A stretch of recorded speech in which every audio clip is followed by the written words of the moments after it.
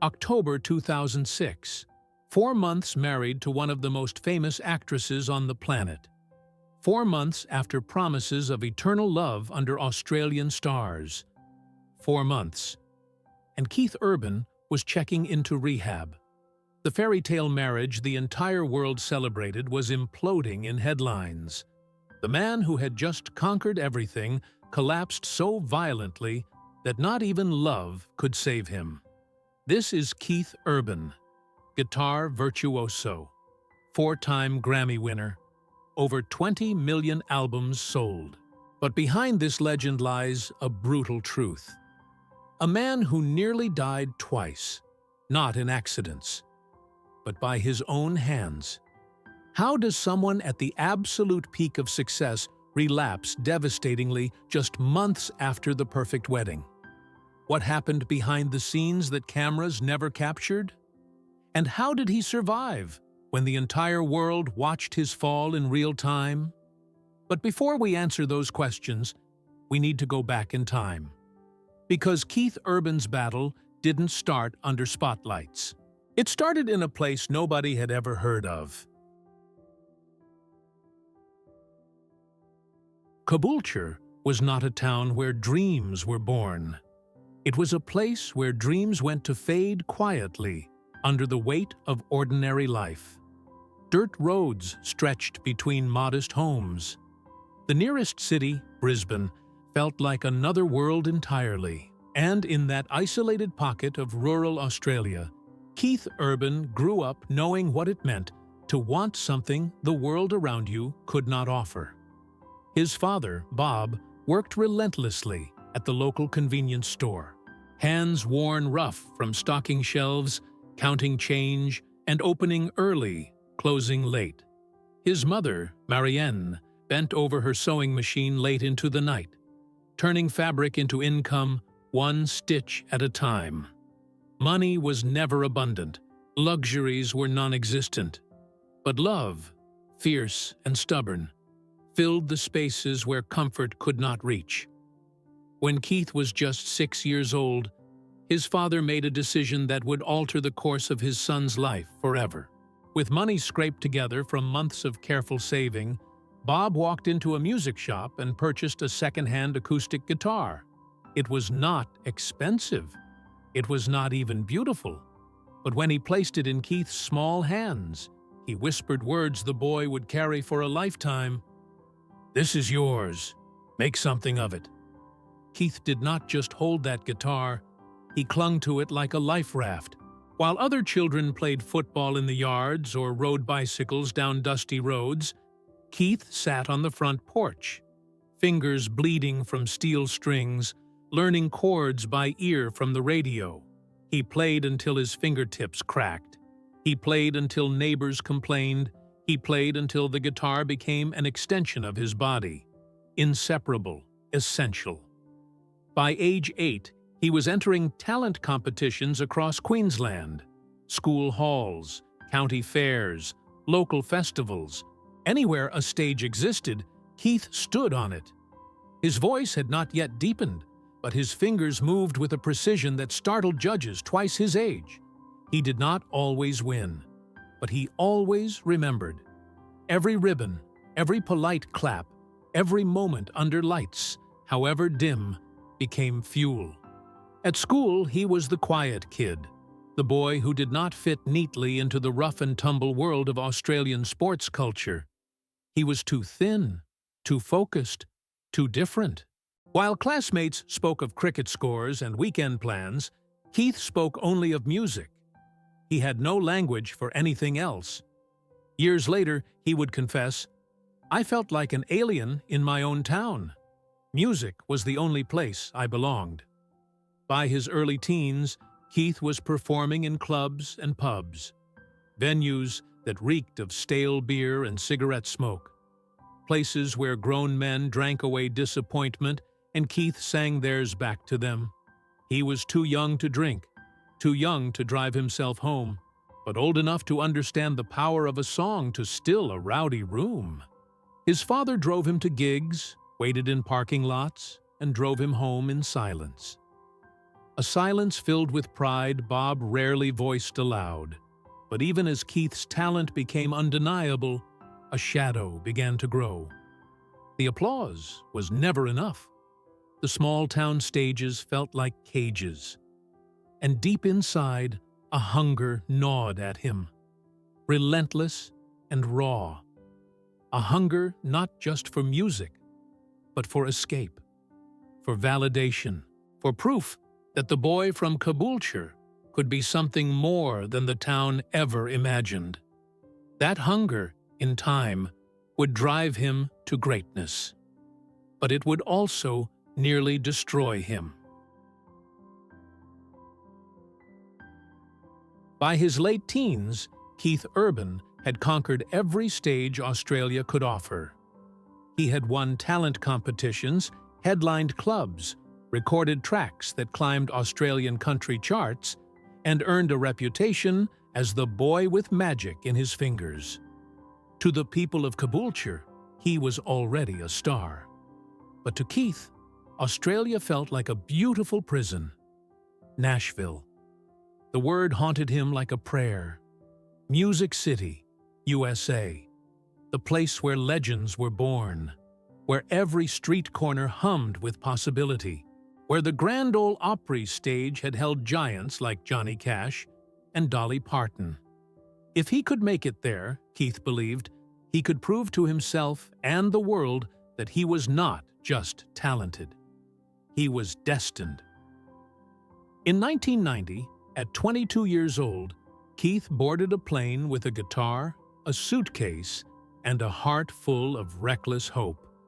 He landed in Nashville, believing the city would recognize his gift immediately. It did not. Nashville, he discovered with brutal speed, was filled with thousands just like him, talented, hungry, desperate. The difference was, they were American. They spoke the language. They understood the culture. And Keith, with his thick Australian accent and unfamiliar references, was an outsider. He knocked on doors that never opened. He played showcase after showcase in cramped bars where industry executives promised to keep in touch, and never did. His demo tapes, recorded with borrowed money, collected dust on desks, or were tossed into trash bins without a second listen. Months passed. Savings drained. And the dream that had once felt inevitable began to rot into humiliation. Within a year, Keith was broke, defeated, and utterly invisible. He returned to Australia with his head down, carrying not triumph but shame. Friends and family welcomed him back with kind smiles, but Keith could see the pity in their eyes. He had promised them Nashville. He had promised himself Nashville. And he had failed. Back in Australia, he threw himself into work. He joined a band, recorded albums, toured relentlessly. By the early 1990s, he had become one of Australia's most successful country artists. Awards lined his shelves. Fans knew his name, but every accolade felt hollow. He was a big fish in a small pond, and the pond suffocated him. "I knew I had unfinished business in Nashville," he later admitted. "I couldn't breathe until I tried again."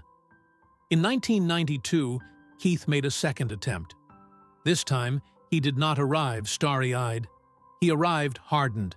He took jobs washing dishes in restaurants, stocking shelves in warehouses, anything to keep the lights on while he clawed his way into the industry. He played dive bars for tips. He lived in cramped apartments with roommates who barely knew his name. He survived on ramen noodles and black coffee, every meal a reminder of how far he still had to climb. The rejection continued. Record labels called his sound too rock for country, too country for rock. Radio programmers dismissed his accent. Producers told him to lose the Australian edge, to sound more American, to be someone he was not. Every door slammed in his face was another scar. Every no, another weight pressing down on his chest. Years later, Keith would describe those Nashville years with chilling honesty. I was invisible again, just like I had been as a kid in Caboolture. Except this time, I was invisible in the one place I believed I belonged. But invisibility, Keith learned, has a way of teaching resilience. And in those dark, lonely years of rejection, something inside him began to harden. Not bitterness, but resolve. He would not leave Nashville a second time. He would make them hear him, or he would die trying. After years of bleeding through rejection, in 1997, the door finally opened. Capitol Records, Nashville, one of the city's most respected labels, offered Keith Urban a contract. It was not luck. It was the payoff of 1,000 humiliations, 1,000 nights playing to empty rooms. 1,000 times he refused to quit when quitting would have been easier. His self-titled debut album dropped in 1999, and the response was seismic. It's a Love Thing climbed the charts with a speed that stunned even Keith himself. Radio stations that once ignored him now played him on repeat. The same industry executives who had dismissed his accent now called it unique, refreshing, authentic. Suddenly, Keith Urban was not invisible. He was everywhere. Magazines featured him on covers. Award shows called his name. Fans screamed when he walked on stage. The boy from Caboolture, the man Nashville had rejected twice, was now being hailed as country music's next great hope. At 32 years old, Keith had everything he had ever dreamed of, and it was killing him because what the world did not see, what the cameras never captured, was the terror that gripped him every single day. The fear that it could all vanish as quickly as it arrived.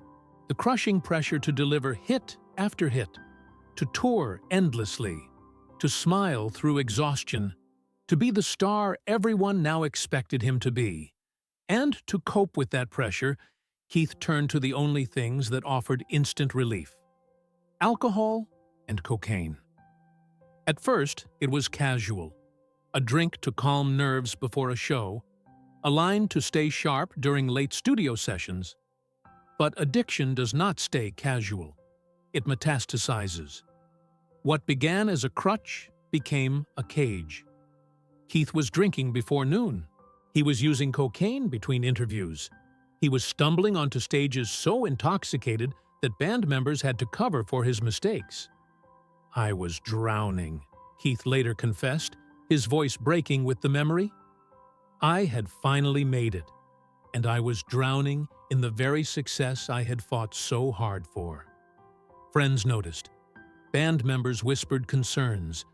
But Keith, terrified of appearing weak, terrified of losing the career he had barely grasped, lied. To everyone. To himself. He smiled for cameras while his hands shook. He signed autographs while his heart raced with paranoia. He accepted awards while his body screamed for another drink, another hit. Anything to silence the noise inside his head. By 1998, less than a year after his breakthrough, Keith Urban was physically collapsing. His weight plummeted. His skin turned ashen. His eyes, once bright with ambition, became hollow and haunted. During one tour stop, he passed out backstage, heart racing dangerously, body convulsing. Medics were called, and in that sterile hospital room, with IV drips feeding fluids back into his dehydrated veins, Keith faced a truth he could no longer deny. He was an addict, and if he did not stop, fame would not matter, because he would be dead. In late 1998, Keith checked himself into rehab for the first time. It was not a triumphant decision. It was surrender. The facility was quiet, clinical, stripped of the glamour that had nearly destroyed him. No stages, no applause, just Keith, a handful of other broken souls, and the brutal work of learning to live without the substances that had become his oxygen. 30 days. Group therapy sessions where grown men wept. Sleepless nights as his body screamed for chemicals it no longer received. Counselors who did not care about his chart positions, only whether he could admit the truth. I am powerless over this. When Keith emerged, he was sober, but he was not healed. Sobriety, he learned, was not a destination. It was a daily battle. And the war was only beginning. The world welcomed him back with open arms. But Keith knew the truth. He had tasted fame, and it had nearly killed him. The question now was whether he could hold on to both. The career he had sacrificed everything for, and the fragile, hard-won sobriety that was all that stood between him and oblivion. Emerging from rehab, Keith Urban did not return to music as a conqueror. He returned as a survivor, fragile and fearful, carrying sobriety like glass that could shatter with one wrong move. Every studio session felt like walking a tightrope. Every performance was a test of whether he could feel the rush of a crowd without needing chemicals to amplify it. In 2002, Keith released Golden Road, an album that would redefine not just his career, but country music itself. The lead single, Somebody Like You, was not just a song. It was a phenomenon. With its infectious guitar riff and yearning lyrics, it climbed to #1 and stayed there for 5 weeks, a dominance that country radio had rarely witnessed. The album went triple platinum. Awards flooded in. The Country Music Association named him Male Vocalist of the Year. The Academy of Country Music followed suit. Critics who once dismissed him as too rock now praised him as revolutionary. Keith Urban was no longer fighting for a seat at the table. He was setting the table. But behind the glittering facade, Keith was fighting a different war. Sobriety was not the gift he had imagined. It was exhausting. Every day required vigilance. Every party, every celebration, every after-show gathering where champagne flowed freely became a minefield he had to navigate with white-knuckled discipline. I would stand in rooms full of people celebrating me, Keith admitted years later, and feel completely alone. Because the version of me they were celebrating was sober. And staying sober meant I couldn't relax, couldn't let my guard down, couldn't be the carefree person they expected me to be. He threw himself into work as a shield. Tours stretched for months. Studio sessions bled into dawn. If he was moving, creating, performing, he reasoned, the cravings could not catch him. The guitar became more than an instrument. It became his lifeline, the one constant in a world that felt increasingly unstable. Hits kept coming. You'll Think of Me became an anthem of heartbreak, earning him his first Grammy Award in 2005. Days Go By followed, another chart topper that cemented his place among country's elite. But with every award, every sold-out arena, the pressure mounted. The industry expected more. Fans demanded consistency. And Keith, terrified of disappointing the people who had finally embraced him, could not say no. Sleep became rare. Rest felt like weakness. He toured Australia, Europe, Asia, America. A relentless carousel of airports, hotel rooms, and stages that blurred into one continuous performance. Band members watched him with concern, seeing the exhaustion etched into his face, the way his hands trembled during sound checks, the forced brightness in his eyes. I was running, Keith would later confess, running from the fear that if I stopped, even for a moment, everything would collapse. The sobriety, the career, all of it. Success had arrived, but it came with a cost Keith had not anticipated. Fame did not fill the void. Awards did not silence the whispers of doubt, and the loneliness, the same loneliness that had haunted him as an outsider in Caboolture, as a rejected dreamer in Nashville, remained. Only now, it was amplified by the cruel irony that he was surrounded by millions who loved his music, yet he felt more isolated than ever. The question gnawing at him was devastating in its simplicity. If sobriety meant this level of exhaustion, and fame meant this depth of loneliness, what exactly had he won? In January 2005, at a Hollywood event honoring Australians in film, Keith Urban met Nicole Kidman. She was already a global icon, an Oscar-winning actress whose face graced magazine covers worldwide. He was a country singer, successful in his genre, but relatively unknown outside of Nashville's orbit. When they locked eyes across that crowded room, neither imagined the firestorm their connection would ignite. The romance moved quickly. Keith, who had spent years armoring himself against vulnerability, found in Nicole something he had never experienced: unconditional acceptance. She did not care about chart positions or award counts. She saw past the performer to the man still terrified of his own fragility. For the first time since sobriety, Keith felt he could breathe. On June 25, 2006, they married in a candlelit ceremony in Sydney, Australia. It should have been pure joy. Instead, it became a media spectacle dissected by millions. Cameras captured every moment. Tabloids analyzed every detail. And almost immediately, a cruel narrative took root. Keith Urban was not good enough for Nicole Kidman. Headlines questioned the match. Oscar winner marries country singer read like a mismatch, as if talent had a hierarchy and Keith occupied a lower rung. Paparazzi followed them relentlessly. Cameras clicking, voices shouting invasive questions. Industry insiders whispered that Nicole had married down, that the union would never last, that Keith was simply a rebound after her high-profile divorce from Tom Cruise. For Keith, the scrutiny was suffocating. He was no longer just Keith Urban, Grammy-winning artist. He became Nicole Kidman's husband, a qualifier that reduced him to an accessory in someone else's story. At red carpet events, photographers called her name and ignored him. Interviewers asked about her career and treated his as an afterthought. The boy who had fought his entire life to be seen suddenly felt invisible again, swallowed by a shadow cast by the woman he loved.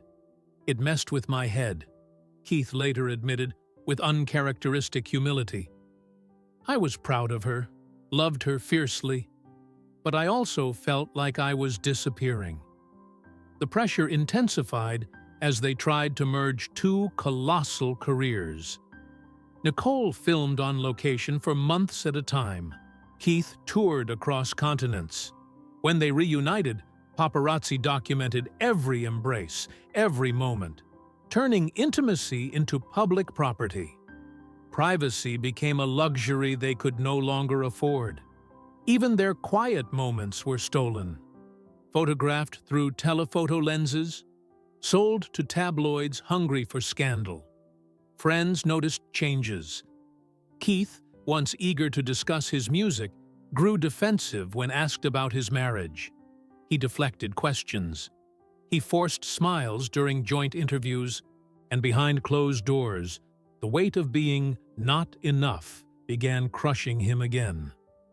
The old whispers returned, the ones that had haunted him since childhood. You don't belong here. You're not worthy. You'll never measure up. Nicole, to her credit, fought back against the narrative.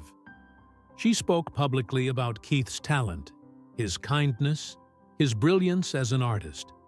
She attended his concerts, stood in the wings, cheered louder than anyone.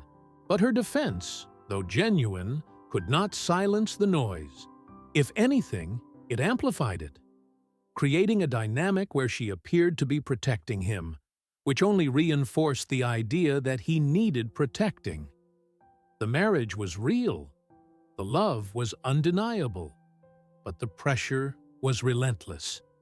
And Keith, still only 4 years sober, still carrying the scars of addiction barely in remission, began to crack under a weight no amount of love could fully lift. The world saw a fairy tale. Keith felt like he was drowning again. And this time, the stage lights and screaming fans could not save him. Only 4 months after saying, "I do," the fairy tale would shatter in the most devastating way possible. October 2006. 4 months after vows spoken under Australian stars. 4 months after promises of forever. 4 months after Keith Urban believed love might finally be enough to keep the demons at bay. It was not. The relapse did not announce itself with fanfare. It crept in quietly, insidiously, the way addiction always does. A drink at a party to calm the nerves shredded by tabloid scrutiny. A line of cocaine to push through exhaustion. Just once, Keith told himself, just to take the edge off, just to feel normal again. But addiction does not negotiate. It does not accept just once. Within weeks, Keith was using again. Hiding bottles in closets, sneaking away between phone calls with Nicole, lying with the practiced ease of someone who had fooled himself long before he fooled others. The man who had fought so hard for sobriety was drowning again. And this time, the shame was unbearable. Nicole discovered the truth not through confession, but through evidence Keith could no longer hide. The trembling hands, the hollow eyes, the lies that no longer held together. When she confronted him, it was not with rage, but with something far more devastating. "Heartbreak, I'm losing you," she told him, tears streaming down her face. "And I can't watch you destroy yourself." Those words shattered Keith in a way rejection never had, because this was not the industry telling him he was not good enough. This was the woman he loved. The woman who had seen past every wall he had built, telling him he was killing himself. And worse, killing them. On October 20th, 2006, just weeks after the relapse began, Keith Urban checked himself into the Betty Ford Center in Rancho Mirage, California. It was not a quiet retreat. It was front-page news.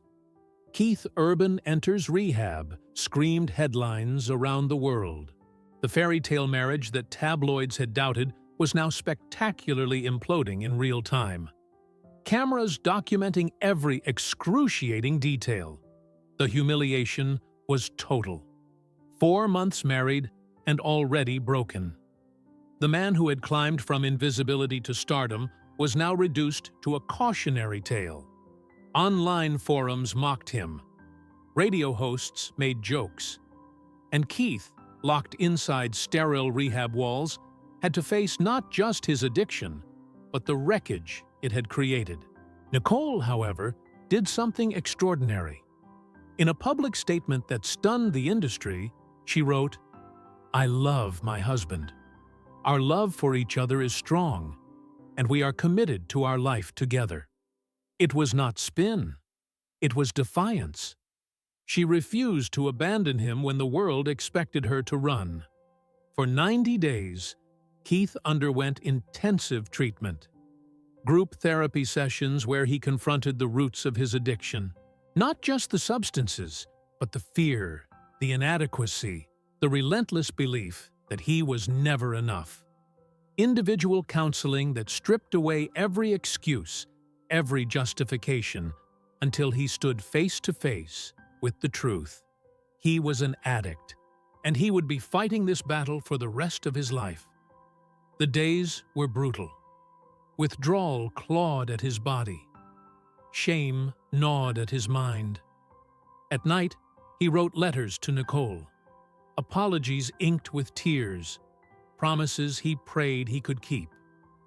She wrote back, every single day, letters that became his anchor, reminding him why survival mattered. When Keith emerged in January 2007, he was not cured. Addiction has no cure, but he was clear-eyed, humbled, and terrifyingly aware of how close he had come to losing everything. His first public appearance was at the Grammy Awards, where he performed with shaking hands and a voice raw with emotion. The applause was thunderous, but it was Nicole's eyes, watching from the audience, that steadied him. "She saved my life," Keith would later say, his voice breaking with the weight of that truth. "Not by fixing me, but by refusing to give up on me when I had given up on myself." The relapse became the lowest point of Keith Urban's life, but it also became the crucible that forged a different kind of strength. Not the strength of pretending to be invincible, but the strength of admitting brokenness and fighting anyway. The marriage that tabloids predicted would crumble became instead a testament to resilience, to love tested by fire and choosing to stay. Keith returned to sobriety, but this time he carried no illusions. The fight would never end. The demons would never fully disappear. And the only way forward was one day at a time, one choice at a time, one breath at a time. In 2009, Keith Urban released Defying Gravity, an album whose title was not just metaphor, but autobiography. Every note was written by a man who had nearly fallen too far to rise again. The lead single, Sweet Thing, climbed to #1. But the triumph was different this time. It was not about proving himself to Nashville or silencing critics. It was about proving to himself that he could create without destroying himself in the process. The album was raw, vulnerable in ways his earlier work had not dared to be. Critics called it his most honest work. Fans heard the pain threaded through every lyric. And Keith, for the first time, did not hide behind performance. He let the cracks show. He let the scars speak. But the true rebirth came not on stage, but in a hospital room on July 7, 2008, when Nicole gave birth to their first daughter. Sunday Rose Kidman Urban. Keith held that tiny girl in his arms, her fingers wrapping around his thumb, and something fundamental shifted inside him. The man who had spent his entire life chasing validation from strangers suddenly understood that the only approval that mattered was in the eyes of this fragile, perfect being who did not care about Grammys or chart positions. Everything changed the moment she was born, Keith later confessed, his voice thick with emotion. "I realized I wasn't living just for me anymore. I was living for her." Fatherhood terrified him in ways fame never had. The responsibility was absolute. There were no encores, no second takes. Every moment mattered. Every choice echoed. And Keith, the man who had nearly destroyed himself twice, now carried the weight of being someone's hero, someone's safe place, someone's father. He restructured his entire life. Tours were shortened. Studio sessions were scheduled around bedtime routines. The guitar that had once been his escape became something he played for Sunday. Lullabies strummed on the same strings that once wailed through arenas. Friends noticed the change immediately. Keith spoke less about music and more about Sundays, both the day and the daughter. In 2010, he released Get Closer, an album that reflected this transformation. The single, Without You, was written for Nicole, a love letter wrapped in melody, acknowledging the darkness she had walked through beside him. It was not just a hit. It was a vow, sung publicly, that he would never take her presence for granted again. Balancing fatherhood and fame was a tightrope Keith walked with trembling focus. Every tour stop meant nights away from Sunday's laughter. Every album cycle meant missing milestones he could never reclaim. The guilt gnawed at him, but Nicole, ever his anchor, reminded him that being present did not mean being perfect. It meant showing up, even imperfectly, again and again. Keith began bringing Sunday on tour when possible. Photos surfaced of him backstage, cradling her while crew members set up stages. Fans saw a different side of the man who had once hidden every vulnerability. He was no longer the untouchable star. He was a father, exhausted and grateful, carrying his daughter like she was the most precious cargo in the world. And she was. The years between 2008 and 2010 were not without struggle. Sobriety still demanded vigilance. The industry still demanded hits. But Keith had found something addiction could never replicate: purpose beyond himself. Sunday Rose became the reason he chose life every single day. And in choosing life for her, he finally learned to choose it for himself. On December 28, 2010, Nicole gave birth to their second daughter, Faith Margaret Kidman Urban. Delivered via surrogate after years of private heartbreak over fertility struggles the couple had never publicly discussed. The joy was immense, but so was the exhaustion. 2 daughters under 3 years old. 2 careers demanding relentless attention. 2 people who loved each other fiercely, but were learning the brutal truth that love alone does not sustain a marriage under siege. The tabloids sensed blood in the water. By 2012, headlines screamed Keith and Nicole, marriage in crisis. Paparazzi photographed every moment they were apart. Every public appearance where smiles seemed forced. Every awards show where body language was dissected, frame by frame. Anonymous sources close to the couple fed gossip columns, stories of arguments, of Keith's tour schedule creating unbearable distance, of Nicole's film commitments leaving them like ships passing in the night. The rumors were not entirely fiction. Behind closed doors, Keith and Nicole were struggling, not with infidelity or betrayal, but with something far more insidious: the slow erosion of connection under the weight of impossible expectations. Keith was touring 9 months a year, chasing the momentum his sobriety and career had finally stabilized. Nicole was filming across continents, her career rebounding after years of supporting Keith through his darkest chapters. When they reunited, exhaustion filled the space where conversation should have been.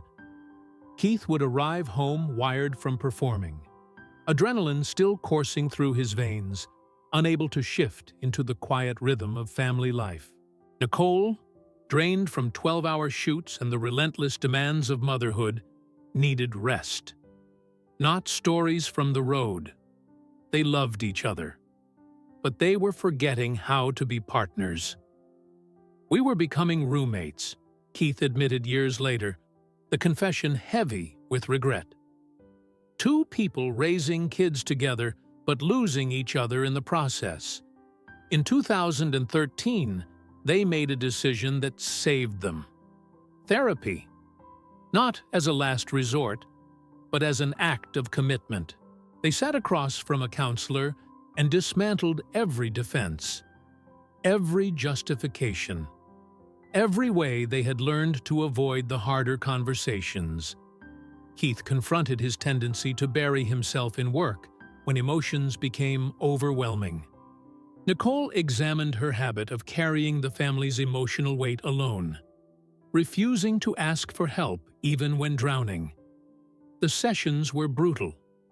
Truths were spoken that stung. Resentments surfaced that both had tried to ignore. But slowly, painfully, they began rebuilding not the fairy tale the world expected, but a real marriage, messy and imperfect, and anchored in choice. In 2016, on their 10th wedding anniversary, Keith and Nicole renewed their vows in a private ceremony, attended only by their daughters and a handful of close friends. There were no cameras, no tabloids, just two people who had survived addiction, public scrutiny, career pressures, and the relentless grind of marriage, choosing each other again.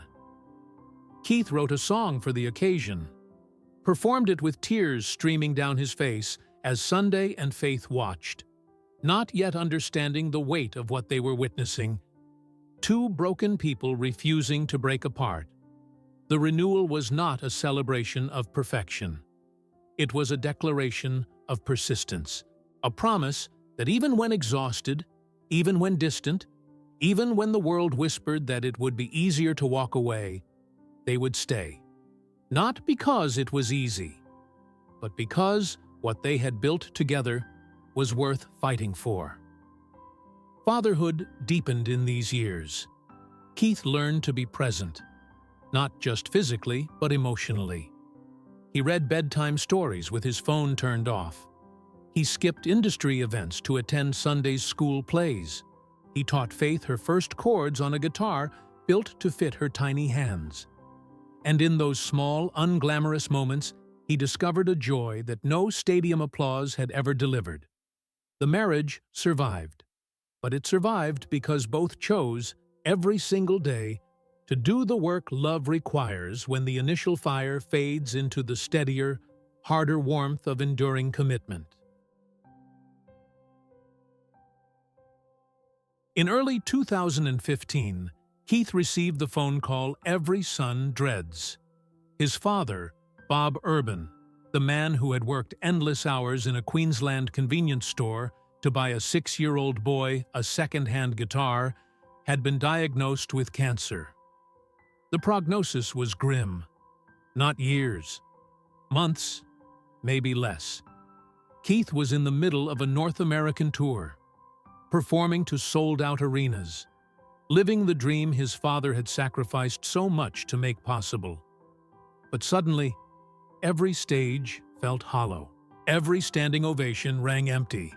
His father was dying halfway across the world, and Keith was singing songs while time slipped away. He began flying to Australia between tour stops, brutal 20-hour journeys that left him physically shattered, but emotionally desperate. He would land in Brisbane, drive straight to his parents' home in Caboolture, and sit beside his father's bedside, holding the same calloused hands that had once placed a guitar in his small palms. Bob was frail now, his body ravaged by disease, but his eyes still carried the quiet pride he had never been able to voice in words. Keith would play for him, old country songs they had listened to together decades ago, and Bob would close his eyes and smile, the music saying what language could not. "I'm sorry I wasn't here more," Keith whispered during one visit, guilt crushing his chest. Bob shook his head weakly. "You're exactly where you're supposed to be," he rasped. "You made something of it, just like I asked." Those words, spoken with labored breath, became both absolution and devastation. Keith had spent his entire life chasing his father's approval, never fully believing he had earned it. And now, with death hovering in the room, Bob was finally giving it. But the gift came wrapped in goodbye. On December 5th, 2015, Bob Urban passed away quietly, surrounded by family. Keith was there, holding his father's hand as the man who had given him everything slipped into silence. The grief was not loud or dramatic. It was vast, an ocean of loss that swallowed Keith whole. He canceled tour dates. He retreated from public view. For weeks, he could barely speak without his voice breaking. The man who had survived addiction, public scandal, and relapse was undone by the absence of the quiet, humble man who had believed in him first. But in the wreckage of loss, Keith found an unexpected lifeline. His daughters. Sunday and Faith, too young to fully understand death, saw only their father hurting and responded with pure, uncomplicated love. They climbed into his lap during his darkest moments. They brought him drawings. They sang songs off-key, innocent and hopeful, reminding him that life persisted even when grief felt permanent. Keith realized with startling clarity that he was now the father Bob had been, the provider of guitars, both literal and metaphorical, the quiet believer in dreams. And in honoring his father's memory, Keith learned to be present for his daughters in ways Bob's generation had not been taught. He installed a photo of Bob in his tour bus. Before every show, Keith touched it. A silent prayer, a promise. "I'll keep making something of it, Dad. I promise." And he did. In 2025, Keith Urban stands at 57 years old, not as the broken addict who nearly died twice, nor as the invisible immigrant Nashville once rejected, but as a man who has learned the brutal art of surviving himself. His hair is streaked with silver now, lines etched deep around eyes that have seen both the heights of fame and the depths of despair. And yet, those eyes carry something they did not possess in youth. Peace, hard-won and fragile, but real. He still performs, though the relentless touring has slowed. These days, Keith is selective, choosing festivals and venues that allow him to return home to Nashville within days, not months. He serves as a coach on The Voice Australia, a role that brings him full circle. Back to the country that raised him, mentoring young artists who remind him of the terrified boy who once stepped onto stages with bleeding fingers and impossible dreams. "I see myself in every one of them," Keith admits during interviews, his voice softening. The hunger, the fear, the belief that music is the only language that makes sense. At home, his life revolves around Nicole and their daughters. Sunday Rose, now 16, has inherited her mother's striking beauty and her father's quiet intensity. Faith Margaret, 14, plays guitar with the same obsessive focus Keith once brought to those childhood practice sessions in Caboolture. The girls attend private school in Nashville, shielded as much as possible from the glare that defined their parents' early years together. Keith and Nicole, married now for 19 years, have defied every tabloid prediction. Their relationship is not the fairy tale the world once imagined, but something deeper. A partnership forged through crisis, sustained through choice. They walk red carpets together, yes, but the moments Keith treasures are simpler. Sunday mornings making pancakes, watching movies curled on the couch, conversations that stretch late into the night. Two people who have seen each other at their worst and chosen to stay. "She's my best friend," Keith says simply, and the statement carries the weight of 1,000 battles fought side by side. His sobriety milestone stands at 18 years since the 2006 relapse. 18 years of daily vigilance, 18 years of meetings attended, of temptations resisted, of choosing clarity over oblivion. The count matters to Keith. Every year is a victory. Every day is a choice. But time has taken its toll. Decades of performing have left his lower back chronically inflamed. Legacy of carrying guitars and bending over strings for hours on end. His hearing, damaged by years of amplified sound, requires aids now during quiet conversations. Reading glasses are permanent fixtures. The body that once seemed invincible has become a map of consequences. each ache a reminder of the price paid for a life lived at full volume. Financially, Keith has accumulated a fortune estimated at $75 million. Properties include a sprawling estate in Nashville's Belmead neighborhood, a beachfront retreat in Australia, and a New York apartment for when Nicole films on the East Coast. His car collection, once a symbol of excess, now sits mostly unused, relics of a younger man's need to prove success through possessions. These days, Keith's wealth flows increasingly toward philanthropy. He funds music education programs in underserved communities, scholarships for Australian artists attempting the Nashville journey he once made, and addiction recovery centers that saved his life. Money can't buy sobriety, he said, but it can give someone the chance to fight for it. His musical legacy is secure. Over 20 million albums sold, 4 Grammy Awards, 15 Academy of Country Music Awards, induction into the Grand Ole Opry. But when asked about his greatest achievement, Keith never mentions trophies. He points to Sunday and faith, to the marriage that survived, to the 18 years of sobriety counted one day at a time. "I'm not a legend," he insists. "I'm just a man who got more chances than he probably deserved. And I'm trying to make them count." Keith Urban's story is not a fairy tale. It is something far more valuable. A testament to the brutal, beautiful truth that we are not defined by our falls, but by how many times we rise. From the invisible boy in Caboolture, whose father placed a second-hand guitar in his small hands, to the rejected dreamer who returned to Nashville with nothing but stubborn hope, to the addict who nearly destroyed everything twice, to the father who learned that love is the only empire worth building. Keith's journey has been anything but smooth. He has stood on the highest stages and crawled through the lowest valleys.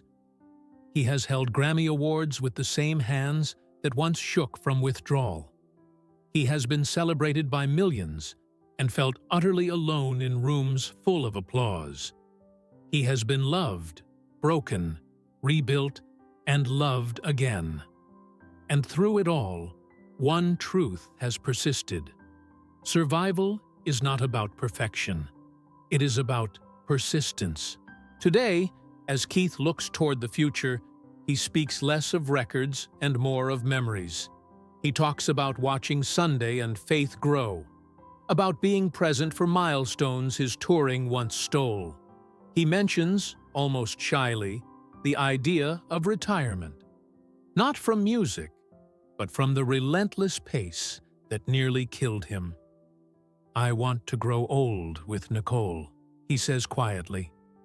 "I want to teach my daughters that success is not what you achieve, but who you become while achieving it."